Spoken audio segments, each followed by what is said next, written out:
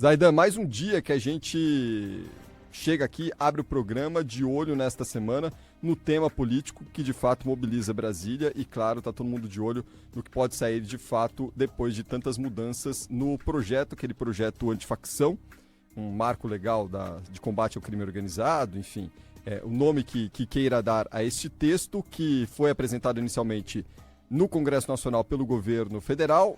Na Câmara passou para as mãos de Guilherme Derrite, deputado estadual, secretário da Segurança Pública licenciado de São Paulo, vinculado ao PL, algo que gerou muita reclamação por parte do governo, mas o fato é que o Derrite assumiu o assunto, fez modificações iniciais, modificou mais uma vez, né? Modificou uma primeira vez, uma segunda vez e uma terceira vez. Aparentemente a coisa parece ter entrado no eixo. Agora fica toda a expectativa para votação dessa matéria. Por isso, Márcio Rocha está conosco na abertura de mais um programa, atualizando a situação para a gente, direto de Brasília, né, Márcio? Boa tarde para você. Boa tarde a todo mundo que nos acompanha. A gente está na expectativa agora pelas falas, né, de uma reunião que vai acontecer aqui na Câmara dos Deputados, envolvendo aí o presidente da Casa, Hugo Mota, com governadores, para tratar justamente desse marco legal do combate ao crime organizado.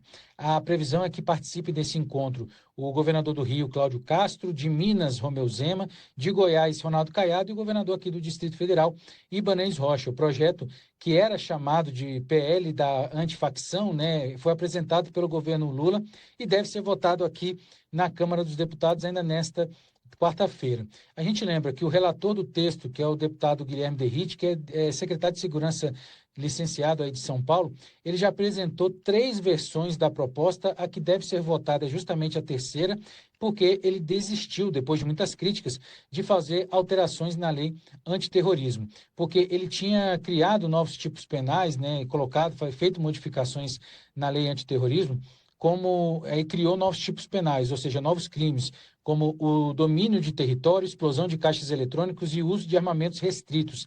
Mas esses crimes vão estar em uma nova lei. E aí, com a alteração, não vamos ter mais esses crimes na lei antiterrorismo como ele tinha proposto anteriormente, perdão. E não haverá também mudanças nas atribuições da Polícia Federal. Esses 2 pontos eram considerados os mais complicados pelo governo, porque a gente lembra que, por exemplo, o relator afirmou também que recebeu muitas críticas da base governista, né, dos deputados da base governista e também da própria Polícia Federal, porque eles alegaram que essas mudanças poderiam trazer prejuízos econômicos ao país e enfraquecimento das investigações contra o crime organizado. E aí Guilherme Derrite recuou, afirmando que esse recuo foi necessário para encerrar o conflito de competência sobre a atuação da Polícia Federal e viabilizar a aprovação da proposta.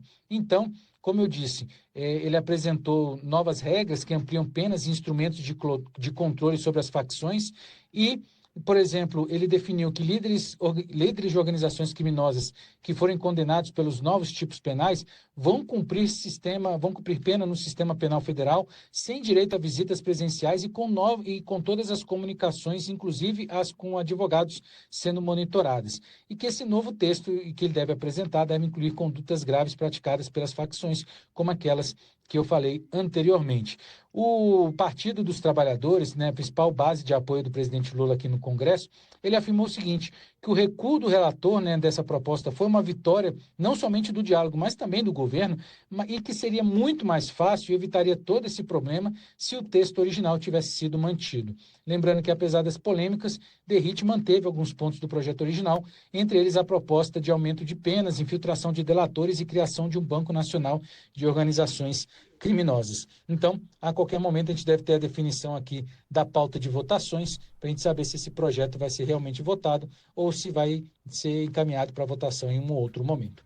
Volto com vocês. Um abraço. Tchau, tchau. Obrigado, Márcio Rocha, conosco direto de Brasília. Zaidan, o fato é que a segurança pública está na pauta do dia, na pauta política do dia, e isso tem ficado demonstrado, inclusive, por pesquisas e talvez por isso a bronca do presidente Lula com o presidente da Câmara, Hugo Mota, que tem essa prerrogativa de indicar o relator do projeto, mas o presidente acreditava que poderia ter ali um aliado na condução da proposta inicialmente apresentada pelo Palácio do Planalto.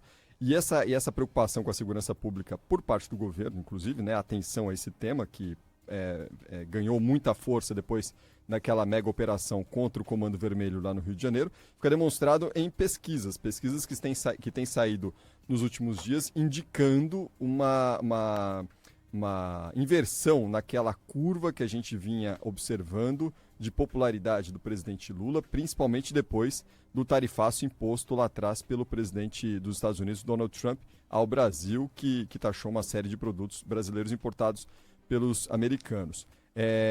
A mais recente, a pesquisa Quest, divulgada hoje, também mostrou que a avaliação do presidente Lula deixou de melhorar e que 50% dos brasileiros desaprovam o governo Lula, enquanto 40% aprovam. É uma tendência que se inverteu, porque nas últimas pesquisas Quest o Lula crescia na aprovação e caía na desaprovação. Nessa é sempre uma oscilação dentro da margem de erro, mas é a curva, né? Dessa vez essa oscilação foi o inverso, segundo a Quest. Falas também do Lula sobre a mega operação do Rio de Janeiro e também dias antes, uma fala que ele deu lá na Malásia, que ele falou num ato falho ali, comparou vítimas e usuários, tratou traficantes como vítimas dos usuários lá na Malásia. Isso também interferiu na avaliação do presidente Lula no que diz respeito a esse contexto da segurança pública que está na pauta do dia e está na boca do povo, está todo mundo de olho nesse assunto, Zaidan. Pois é, Pavec, são dois assuntos muito importantes. Primeiro, a segurança pública, como já dissemos várias vezes, né? A segurança pública passou a ser a principal preocupação dos brasileiros, pela primeira vez na história. Não que ela não seja um problema antigo, mas a saúde sempre esteve em primeiro lugar, pelos diversos problemas, né? Problema nos hospitais públicos, muitas vezes falta maca, falta material para você fazer um atendimento adequado, longo tempo de espera, dificuldade para marcar uma consulta, para ser atendido, para marcar uma cirurgia, o problema com os planos de saúde, caríssimos e refratários, né, quando a pessoa precisa de um atendimento que sai ali do comum, da cartilha. Então, a saúde sempre foi o primeiro dos problemas apontados pelos brasileiros como os mais preocupantes, os mais relevantes. Eu até me lembro quando o Rio de Janeiro deixou de ser capital, eu me lembro de um texto que eu li outro dia, numa biografia do Carlos Lacerda, do John Dewey, escrita nos anos 80, início dos anos 90, e ele aponta ali uma pesquisa que foi feita quando se formou o estado da Guanabara. Haveria eleição e a preocupação dos cariocas, né? Porque o estado da Guanabara era basicamente a cidade do Rio de Janeiro. E o restante do estado, o estado do Rio de Janeiro. Era uma concessão porque ela deixava de ser a capital do país. Então, a preocupação era transporte, abastecimento de água, os constantes cortes no fornecimento de eletricidade, basicamente, e saúde e educação. Eram as preocupações dos cariocas. Segurança pública não aparecia. E hoje, não só no Rio, mas na maior parte das grandes cidades brasileiras, esse é o problema crucial. É a principal preocupação. Então, é claro que é um tema que desperta interesse, não há dúvida. O Hugo Mota, é óbvio que tem o direito de escolher de acordo com os critérios dele. Agora, ele fica dizendo, não, ele já falou 50 vezes, a Câmara tem todo o interesse em combater o crime. Por que ele repetiu tantas vezes? Porque a reação, em parte considerável da sociedade, contra os dois textos do Derrite, levaram o Hugo Mota a perceber que havia um discurso já de que a Câmara não queria fazer um negócio para valer. Um negócio para valer. Porque você retirar a Polícia Federal de investigação de um crime que transborda dos estados é um erro grotesco e é inconstitucional. Por quê? condicionava a participação da Polícia Federal a uma decisão dos governadores.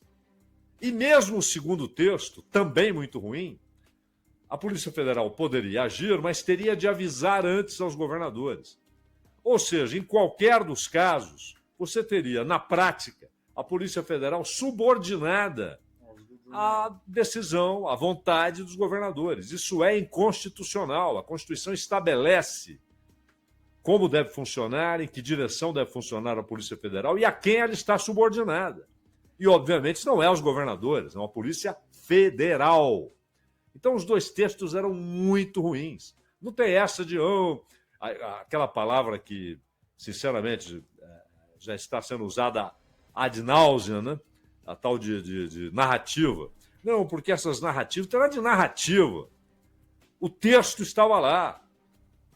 Estava lá, não foi escrito pela imprensa, não foi escrito pelo governo, foi escrito pelo DERIT. Dois textos muito ruins.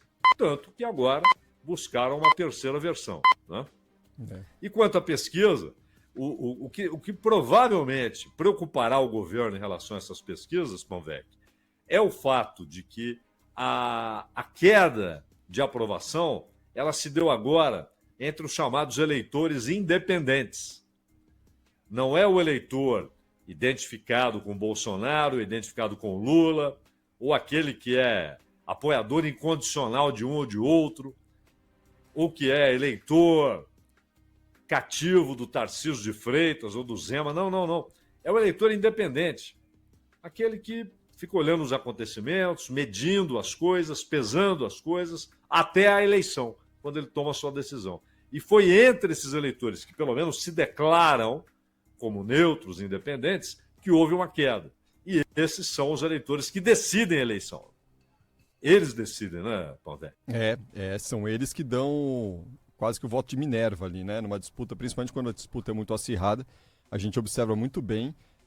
Até porque, né, Zaidan, a base de um lado e de outro é praticamente a mesma, na casa dos 30% ali para um lado, esquerda, 30% para a direita, os que se identificam com Lula e os que se identificam com o bolsonarismo, né? E o meio ali é que vai dar a margem necessária para conquistar a eleição. E é por isso que esse público é tão importante. Agora, só para a gente fechar esse quadro aqui, esse bloco Segurança Pública, nessa abertura de Bandeirantes Acontece, hoje, ainda na esteira daquela mega operação no Rio de Janeiro, 7 chefes do tráfico do Comando Vermelho começaram a ser transferidos hoje do Rio de Janeiro para presídios federais. Criminosos que estavam em Bangu 1, no complexo de Jericinó, foram levados hoje sob uma forte escolta do Grupamento de Intervenção Tática da Polícia Federal para a base aérea do Galeão, e de lá embarcaram para as unidades de segurança máxima distribuídas pelo país, onde cada um vai ficar a partir de agora.